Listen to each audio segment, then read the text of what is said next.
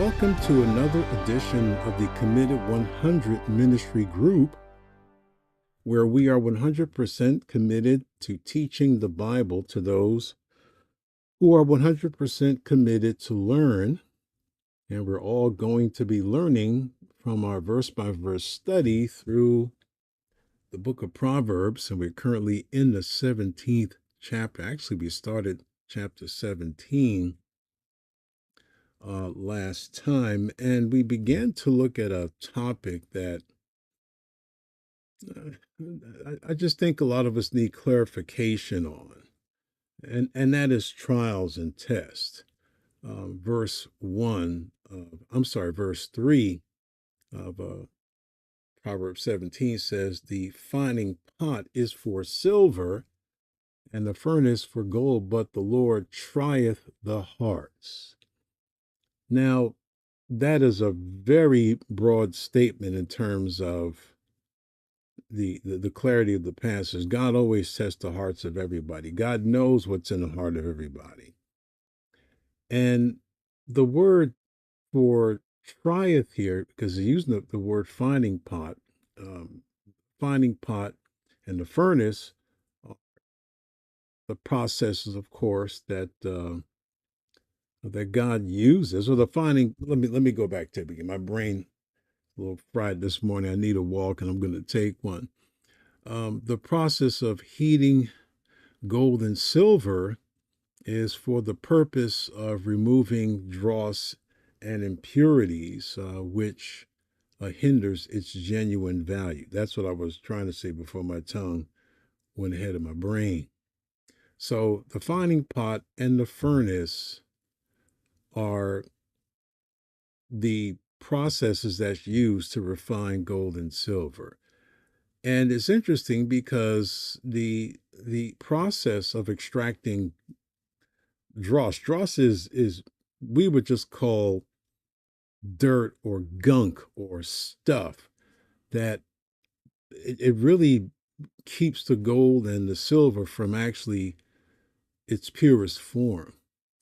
And that's what happens when precious metals are placed under intense heat. Now, my concern, at least in the context of where I'm going with this to the worshiper, is I think a lot of people have misunderstandings of what a trial is biblically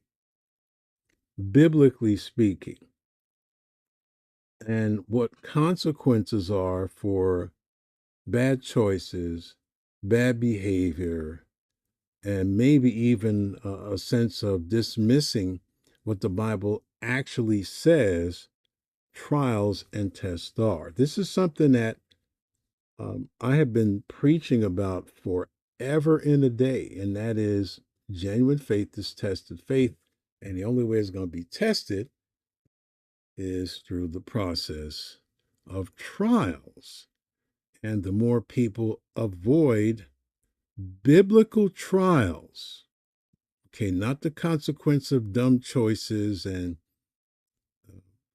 a bit of rebellion against God, but no, I'm talking about a trial for our faith, which is always the context when you look at the New Testament in particular. And it's not to say it's not in the Old, but in particular the New Testament, we find that trials are always associated with a direct walk with our Lord. The more that we are like Christ, the more we're going to experience trials. And because we don't do it here in America, for the most part, doesn't mean it's not going on. People are being killed every day. Whether you know it or not, they're being tested every day. And I read about it almost every day. It's incredible how we just are oblivious to reality. But that's because the method age and other ages after that decided that we're not going to uh, put any pressure upon alleged believers in their walk, or in the message of salvation. Trials are never mentioned. Suffering is never mentioned, even though it's there, even though the models are there. We just don't want to talk about it. So, again, the only way that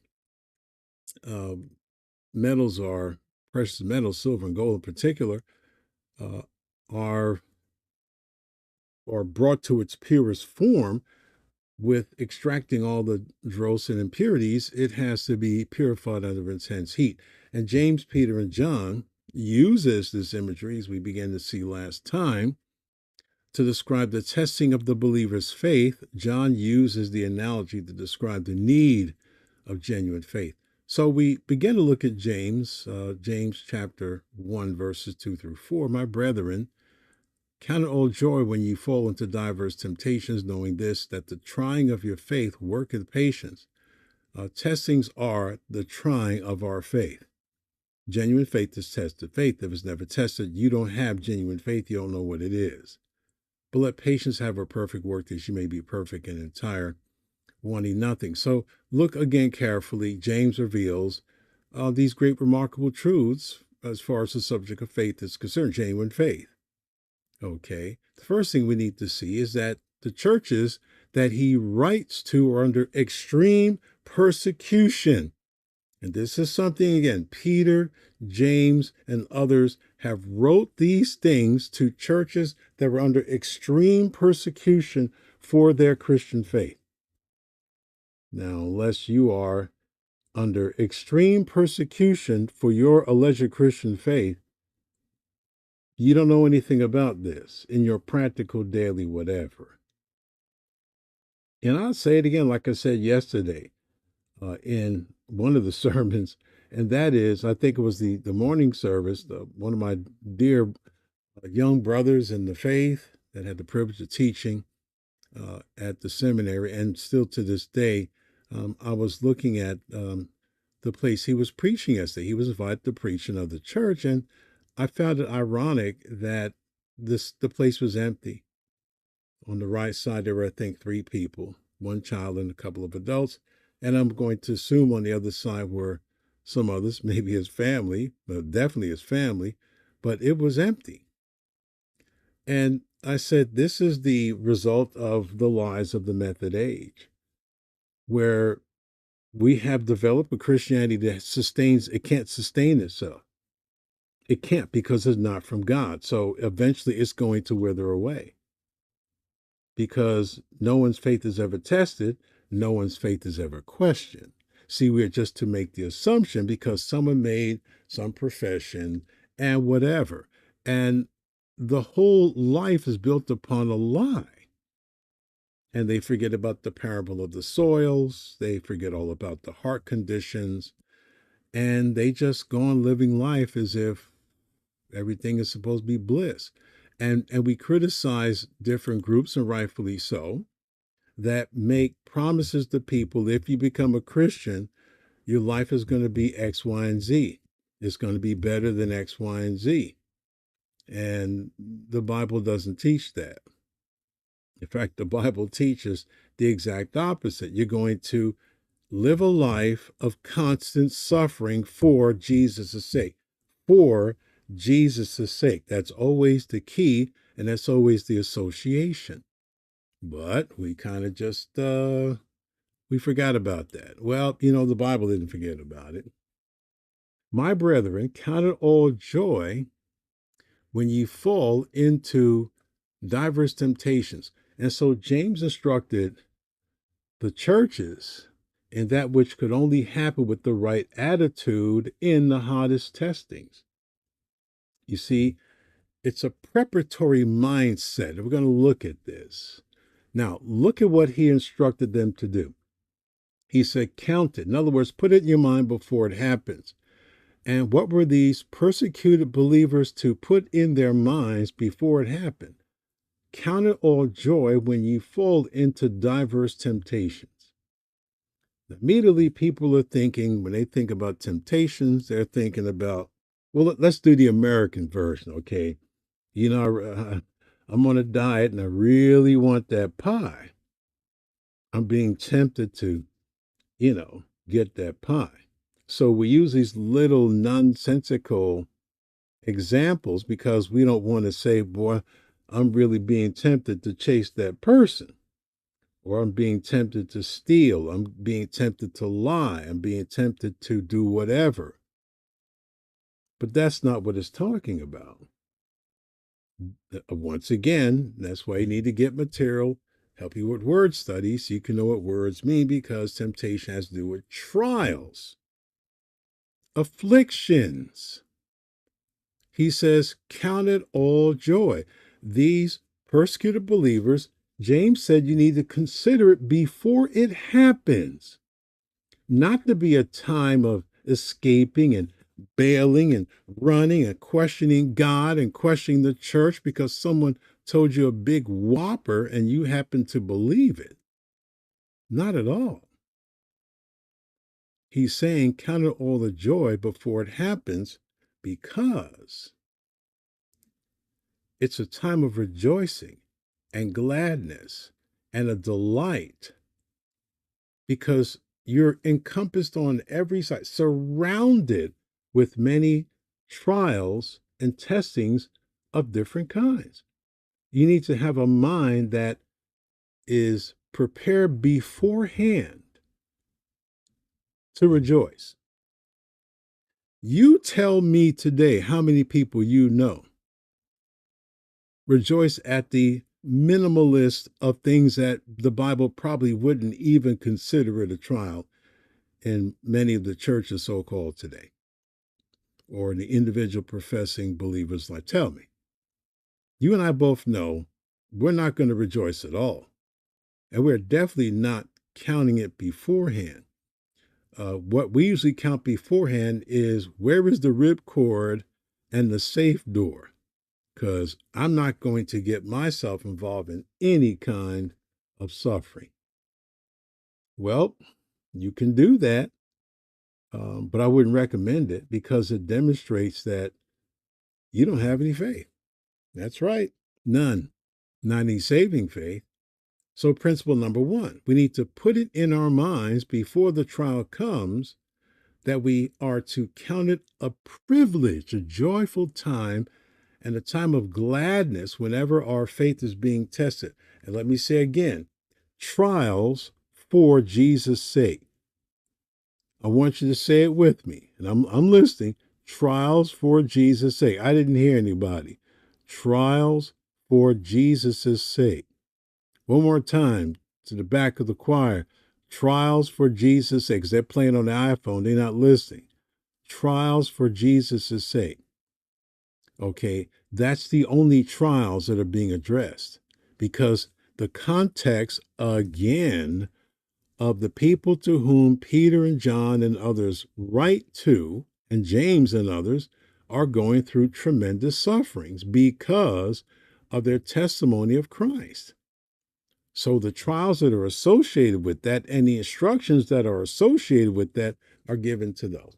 They're not given to someone who has an owie, who can't fill in the blank, who's having a bad day. You have a bad day, and suddenly you want to turn this into some kind of trial, or they get sick, or they may have to contemplate surgery like, I do. I'm contemplating it with my foot, but it's a lot of things have changed since then, actually gotten better. And I thank you all for praying, and I don't want to take the time, but that's not a trial.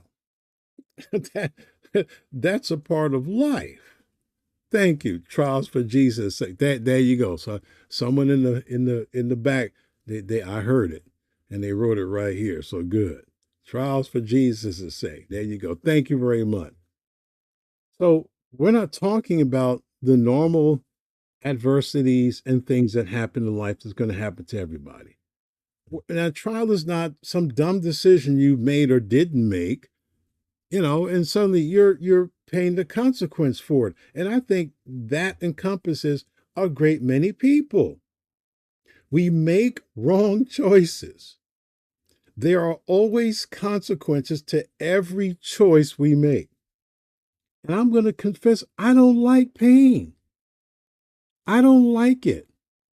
And the one thing I learned growing up and having a mother who was drunk and violent all the time and would beat you with rods, switches, ironing, whatever she can get a hand, ironing cord, extension cord, whatever she can get a hand on. If you were cross with her to any degree, she would beat the daylights out of you. And I thought, it just dawned on me because every now and then I would have some sense. I would go, yeah, thank you. Another one in the back, trials for Jesus' sake. There you go. See, everyone's catching on. Okay, that's good. Anyone else want to chime in? That'd be nice. We got a number of concurrent viewers, so chime in. Trials for Jesus' sake, if you like. But I don't like pains. I was thinking about, you know what? And I kind of put stuff together.